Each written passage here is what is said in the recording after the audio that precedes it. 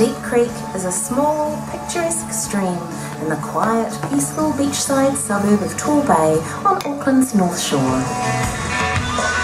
Deep Creek is also a fantastic craft brewery, bar and restaurant, turning heads and making some delicious drops of tiny batch brewed glory. But the beginnings of Deep Creek are somewhat more humble. I wonder what the gorgeous smell was? Yeah, you can't beat some beer being brewed. Hello, is this the source of the creek? This is the source of the creek, you know, the start of the mash.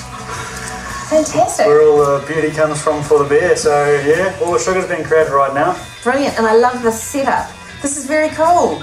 Explain the parts, right? You got your well, this is a HLT, yeah, so we basically got hot water in there, so and we crush the grain into the mash tun, and then once we've done that for over an hour, we basically wash them into the kettle, and that's where we get the hop additions and the beautiful aromas of the hops. Brilliant. And this is where it all started, isn't it? Sure is, yeah. So I can just see you guys in the middle of the night, you know, slaving over yeah, well, we made a few brews in the middle of the night. The neighbours were pretty dubious, I think, right? Yeah, not too sure about the noise we were making, but you know, we created some beers, we gave them some beers. And have you had any disasters? Well, did you have any early disasters here in the shed?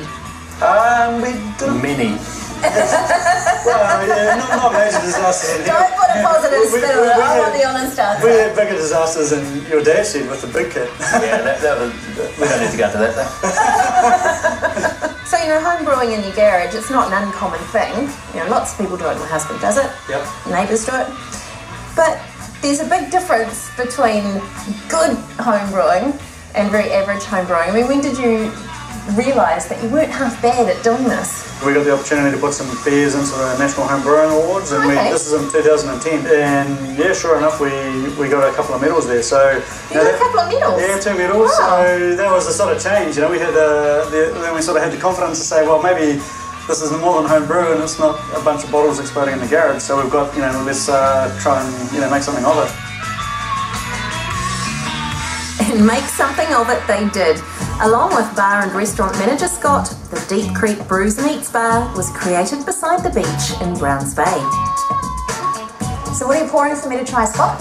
I'm pouring you a 309 New Zealand Pale Ale. Ooh, yum. This one is a very light style Pale Ale. Okay. Not too offensive for people who haven't tried too many craft beers before. Because we don't want offensive beers. No, beer shouldn't be offensive. But it should challenge you in some ways. Okay, give that to me. Let's go and take a seat. No problem. Oh, couldn't you just come round through the gate like normal people? No, I like to be the juicy hazard. Fantastic. Can I have a sip? Is that all right? Yeah, cheers. Cheers. Oh, it smells good. Oh, that's really nice. It's really tangy, and there's quite an injection of bitterness there, isn't there? Yep, it really reminds us of drinking beer in the sun down Coromandel, which is the 309 road from Coromandel to Coroglen. Just named after. The 309. Summer in a glass. Okay, and food's quite a big draw card to Deep Creek. So, what would you pair with the 309?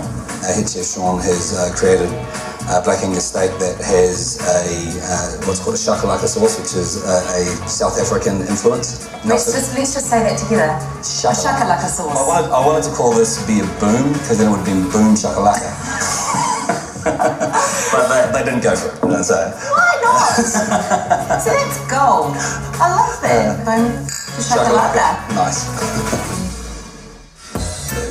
The brewing at Deep Creek happens right here in the middle of the bar restaurant, so punters can sit and watch Paul at work while they sip on the fruits of his labour.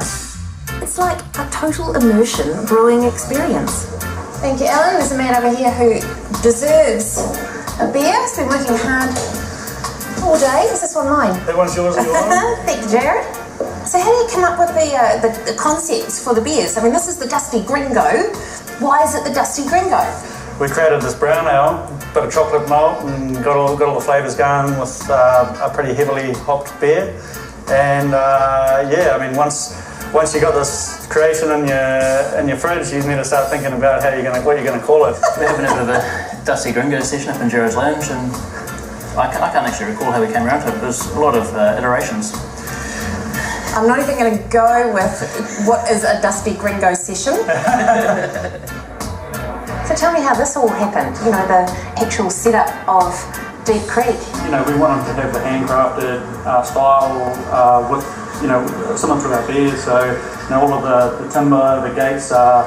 Yeah, these are great. I love them. Yeah, it's all timber from the farm down in the King Country. So what farm? Your farm? Yeah, our farm down there. So we've sort of it's been milled and been in the shed, and we thought, okay, we can make something out of that. So this stuff's come from there. So it's got a bit of a soft spot for me. And even the bar, you know, the bar was it's all Remu and Curry come from the old Tolaga Bay. At the end of the wharf was a large wool store, and basically this has all been reclaimed from that. Really? So, yeah, there's lots of little things hidden in the place. Little bits of history, little bits of family. What would you eat with this beer? Definitely, I think you know, the one that we find here, especially in Deep Creek, is the barbecue ribs that we've got. You know, so it's sort of a rich sauce, but it goes great with the gringo, and you find that a lot of people sitting there with a big plate of ribs and the gringo are pretty happy customers. So how do you cook them? What have you done?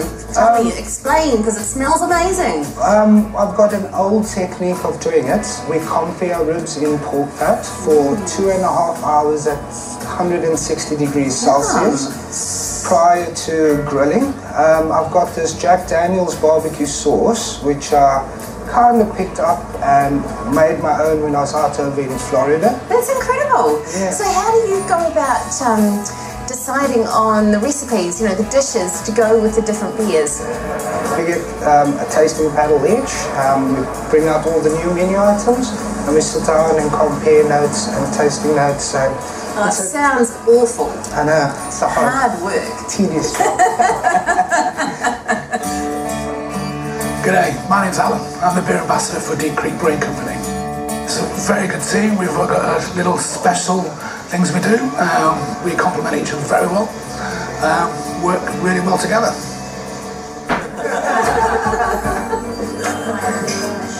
So apart from the lure of Sean's cooking at work every day, why do you do what you do? Why are you here? It's hard work, but at the same time it's really satisfying.